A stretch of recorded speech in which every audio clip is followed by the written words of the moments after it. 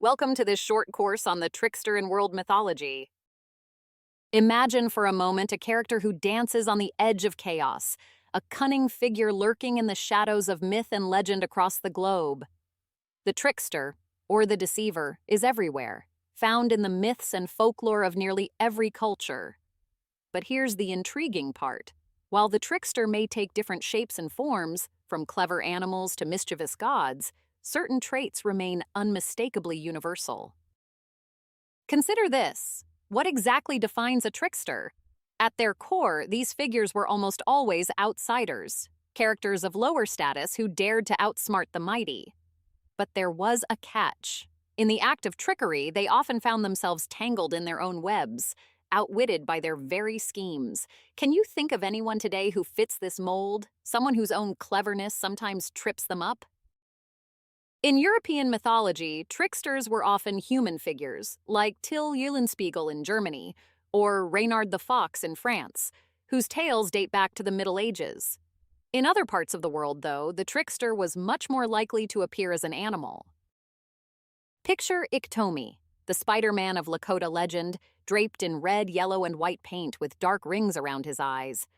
Or envision a coyote darting through the prairies of North America, a creature both revered and feared, weaving tales of both humor and caution. Why animals? Why did tricksters in American and African mythologies often appear as creatures of the wild rather than men or gods? Perhaps it's because in these cultures there was a more intimate bond with the natural world, a world where animals were not just beasts but beings that blurred the line between the human and the divine. Reynard, the fox from medieval French fables, stands out as a classic example. With his sharp mind and even sharper tongue, Reynard could outwit anyone, from farmers to royalty. The trickster lived far from the civilized world, out in the wild, where his appetites for food and pleasure could run free without threatening the structured world of society. Yet, paradoxically, the trickster was crucial to that very society, teaching humans to harness fire, farm the land, and navigate the seas. Who would have thought that the very character who mocks our rules is the one who helped shape them? It's interesting to note that while there were indeed female tricksters, the trickster figure is almost always male. As a boundary dweller, he moves between different realms, earth, heaven, and the underworld, often guiding souls on their journeys to the afterlife. In ancient Greece, small statues of Hermes, known as Herme, guarded doorways and crossroads, marking the space as neither fully inside nor outside. And where do we often find offerings to tricksters? At the crossroads, where two roads meet, a place caught between worlds. What drives the trickster? It's not nobility or selflessness. His motivations are raw, primal, appetite, and desire. He seeks to satisfy his needs through cleverness rather than hard work, indulging his hunger for food, sex, and mischief. His actions can bring great benefit to humankind, but often just as much chaos. It's the trickster, after all, who steals fire from the gods, who casts the sun and stars into the sky, who draws water from the depths to form rivers and seas. But it's also the trickster who introduces sickness, death, and hardship. Is he a hero, a villain, or something far more complex? Think about this. Why do so many cultures regard the trickster not just as a troublemaker, but as a sacred figure, a cultural hero? He's a clown, a fool, a prankster who may laugh at the gods themselves, yet his antics bring forth life-changing knowledge and skills. He teaches us that life is not simply black and white. It is filled with contradictions, and it is often the most unlikely characters who make the greatest impact. In trickster tales, we see a reflection of ourselves, our follies, our triumphs, our desires, and our downfalls. So what do we learn from these tales? The trickster shows us that rules are made to be bent, boundaries to be crossed, and limits to be tested. He reminds us that life is a dance between order and chaos, and sometimes, just sometimes, it takes a bit of mischief to keep the world spinning. Let's dive into a story that's wild, hilarious, and just a little bit absurd. We're talking about the trickster tales of the Winnebago people from Wisconsin, stories woven together into the legendary Great Hare cycle. Now, these aren't your typical bedtime stories. They're filled with cunning, mischief, and sometimes even downright vulgarity. But isn't that what makes them so captivating? Picture this: a proud chief who decides to go to war. Sounds heroic, right? But here's the twist. It's not exactly a believable tale because in a Native American tribal society, a chief doesn't have the authority to declare war just like that. And as if that weren't enough, before setting off, he hosts not one, not two, but 3 grand feasts to celebrate the upcoming battle. Yet each time he slips away before the party's over. Where does he go? To be with the women. A big taboo, mind you. After the 4th feast, he finally sets off with his warriors, only to destroy his war bundle, his bow and arrows, even his canoe. The message is clear. He has no intention of fighting. Naturally, his warriors abandon him, and he's left to wander alone, taking on the mantle of the mythical Great Hare. But wait, the story gets even more bizarre. Let's follow the Great Hare to a lake where ducks are swimming peacefully. He's starving, so what does he do? He tells the ducks that he knows how much they love to dance, and he promises to sing a song just for them. The catch? They must keep their eyes closed while they dance. Can you guess what happens next? As the ducks dance with their eyes shut, he grabs them one by one. But there's always that one clever duck, isn't there? It peeks, sees what's going on, and sounds the alarm. The ducks scatter, but the Great Hare still manages to catch enough for a feast. With his dinner roasting over the fire, the Great Hare decides to take a nap. But who does he leave to guard the meal? His own, well, let's say it, his rectum. Yes, you heard that right. He commands his backside to keep watch over the ducks while he sleeps. Along come a pack of foxes, drawn by the delicious smell. The rectum tries to scare them off with a series of loud noises. Let's call them what they are: fart sounds. But the foxes soon realize that the guard can only make noise, not actually defend the meal, and they snatch the ducks away. When the Great Hare wakes up and finds his meal stolen, he's furious. He scolds his own behind. "Didn't I tell you to watch the fire?" In his rage, he grabs a burning stick and scorches it, howling in pain. Limping away, he stumbles upon a piece of fat, which he eagerly devours, until he realizes, to his horror, that he's eating his own insides that have fallen out from the burn. "They're right when they call me a fool," he cries out, tying his intestines back inside. And just like that, we have an origin story for why, well, our anatomy has a certain wrinkled appearance. But the Great Hare isn't finished yet. In another tale, his hunger drives him to a village where food is plentiful. Determined to fill his belly, he transforms himself into a woman and marries the chief's son.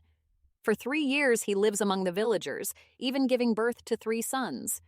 Everything seems to be going smoothly, until one day he ends up chasing the chief's wife. During the chase, his disguise slips, and he returns to his original form. Caught red-handed, the Great Hare has no choice but to flee for his life. What do these outrageous stories reveal? They show us a trickster who is both foolish and wise, a character who is constantly outwitting others, but also tripping over his own cleverness. The Great Hare's antics are absurd, even grotesque, yet they carry a certain charm. They offer a glimpse into a world where boundaries blur, where human, animal, and divine mix, and where humor and chaos go hand in hand. And isn't that the beauty of the trickster? He reminds us, time and time again, that life is unpredictable, full of strange twists and turns. Sometimes you catch the ducks. Sometimes the ducks get away. And sometimes, well, sometimes you end up eating your own intestines. Imagine this. The Great Hare is strolling by when suddenly a bush speaks up. "Whoever eats my berries will surely need to relieve themselves," it warns. The hare, ever defiant, scoffs. "I decide when I eat and when I take care of business." So naturally, he devours a heap of the berries. What happens next? He starts passing gas so violently that he has to cling to the trees just to keep himself from being blasted up into the sky. Then, an overwhelming urge hits him, and he has no choice but to climb a tree to, well, let nature take its course. But his luck runs out. He loses his grip and falls straight into the growing pile below. Covered in his own mess, he stumbles blindly, bumping into one tree after another until he finally reaches a body of water where he can wash himself clean. In yet another outrageous tale, the great hare hears a voice mocking him. "That thing is huge," it teases, referring to his rather oversized manhood. It's so large, in fact, that he carries it in a box strapped to his back. The voice belongs to a cheeky squirrel, and the great hare decides to chase it down. The squirrel darts into a hole in a tree, and without a second thought, the hare sends his penis in after it. The squirrel starts nibbling away, biting off pieces until it's reduced to a more normal size. The great hare collects the pieces, and as he continues on his journey, scatters them along the way. What do they become? Edible plants that sprout from the ground, food for all. The great hare is always hungry, so hungry, in fact, that he spends much of his time begging other animals for food. He approaches a muskrat, a woodpecker, and a weasel, pleading with each to share their meals. Though they're hesitant, they allow him to join them. In return, he invites them to his own home, promising to show off his hunting skills. Yet each time a guest arrives, he fails miserably to replicate their hunting techniques, leaving them to find the food themselves. Still, he boasts to his family, "Look, I've provided the feast." As the trickster cycle draws to a close, we see the great hare making his way down the mighty Mississippi River. With great effort, he clears away obstacles to open the river for travel. Having accomplished this, he exits the earthly realm and ascends to the heavens, eventually taking on a new role as the guardian of the underworld. What do these tales really mean? These outrageous tales give us more than a good laugh. They offer insights into the trickster's journey and purpose. But why do these stories exist in the first place? What role does the trickster play in mythology? Many interpret the great hare's tales as an allegory for the early stages of human life. We follow him from the reckless, self-centered behavior of a child to the gradual development of social awareness. In his early stories, when he breaks all the sacred rules of his tribe, we see a being driven purely by his own desires, oblivious to the well-being of the community. In other words, the trickster begins as a selfish creature who lives only for himself. Over the course of these many stories, the great hare slowly, painfully becomes more self-aware. His journey is not one of rapid transformation, but of slow and often hilarious trial and error. He starts with the consciousness of a newborn, reacting instinctively to whatever comes his way. As he wanders, he learns valuable, often humiliating, lessons. When he battles his own hands over the first bison he kills, or when he treats his rear end as if it's an entirely separate entity, it becomes clear that he is still figuring out the basics of his own body. Bit by bit, he learns that all parts of himself are interconnected and must be treated as such. But even as he gains knowledge of the world, he's not quite ready to take responsibility for his actions.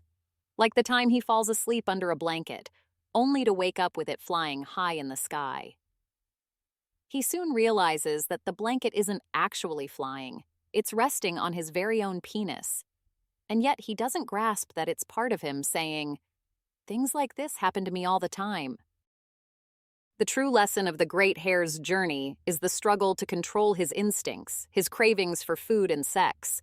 His experiences are symbolic. Burning his rear end and eating his own innards serve as bizarre rites of passage, and the scattered pieces of his manhood transforming into edible plants suggests that he is slowly transitioning from a self-serving trickster to a cultural hero, someone who, despite his foolishness, contributes something meaningful to humanity.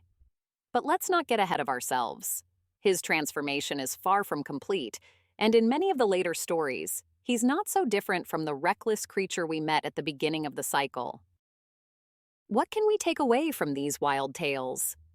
The great hare's chaotic journey reflects our own struggle between impulse and wisdom, between selfishness and the greater good. His stories remind us that growth is messy, often embarrassing, and never straightforward. The trickster may stumble and fail spectacularly, but through his antics, he reshapes the world, one absurd mishap at a time.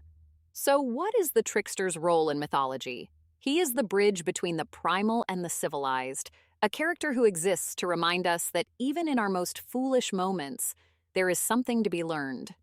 And maybe, just maybe, Our own stumbles can lead to a greater understanding of what it means to be human. Let's not dismiss these stories as primitive or irrelevant folklore.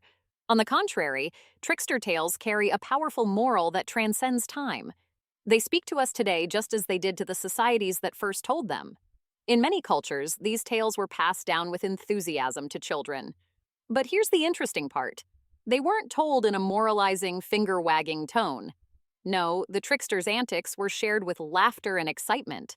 Why would parents eagerly tell their children stories about a liar, a cheat, a murderer, a vain, greedy, and boastful character, someone who embodies everything we warn our kids not to be? Despite all his flaws, the trickster remains an undeniably lovable character. Why? Because he's not truly evil. He's mischievous, playful, and sometimes downright foolish. He's the one who dreams up outrageous schemes only to have them backfire spectacularly. And isn't that what makes him so relatable? His tricks may be irreverent, even idiotic at times, but through the humor and chaos, they shine a light on the necessity of moral rules and boundaries. What better way to learn than by watching someone break the rules and face the consequences? Now let's think for a moment. What does the trickster actually represent? He does what so many of us secretly wish we could do. He shatters the rules, defies authority, and follows his instincts wherever they lead. He embodies that primal urge within us, the one that society tells us to suppress. We've all been taught from a young age to push down those instincts, to behave, to follow the norms. But does that mean those desires truly disappear? Or do they just hide in the shadowy corners of our subconscious, waiting for the right moment to slip out? The trickster is more than just a character in a story. He's a reflection of our own hidden desires. He gives life to the part of us that wants to live without boundaries, to follow our impulses, to embrace chaos for the thrill of it. He reminds us that despite all our upbringing, education, and self-control, there's still a wildness within us. A side we don't always acknowledge, but one that's very much alive. So why do we keep coming back to these stories? Why do they resonate across cultures and centuries? Perhaps because through the trickster, we get to explore the side of ourselves that we often deny. We can laugh at his foolishness, be shocked by his audacity, and even cheer for his cunning, all without stepping outside the lines ourselves. The trickster lets us flirt with chaos while reminding us why we need order. These tales aren't just for children, they're for all of us. They reveal the ongoing struggle between our primal urges and the social norms that keep them in check. They tell us that deep down, we're all a little bit like the trickster, driven by our instincts, tempted to break the rules, and always learning, through our stumbles and falls, what it truly means to be human. We have now introduced the concept of the trickster in broad terms, and in the next lesson, we will delve into some of the earliest and most ancient examples of tricksters in mythology. In the pantheon of ancient Greece, the trickster is embodied by the god Hermes, known for his cunning nature as a liar and a thief. Hermes isn't just a messenger of the gods, he's also a master of deception, always finding clever ways to bend the rules and outsmart others. From Greece, we also have the figure of Prometheus, a titan who defies the will of the gods by stealing fire and gifting it to humanity. His daring theft is not just an act of rebellion, but a transformative moment that brings knowledge and progress to mankind, echoing the essence of the trickster as a bringer of both chaos and culture. We can find a similar figure in the mythology of the ancient Sumerians, where the god Enki embodies trickster traits. Enki is a deity of wisdom and water, but he is also known for his sly and unpredictable nature, using his cleverness to help humanity in ways that sometimes challenge the established order. In these figures, Hermes, Prometheus, and Enki, we see different expressions of the trickster archetype, each playing a crucial role in shaping the myths and values of their respective cultures. In the next session, we will explore these ancient tricksters in greater detail, uncovering how their stories continue to resonate and influence our understanding of myth and human nature.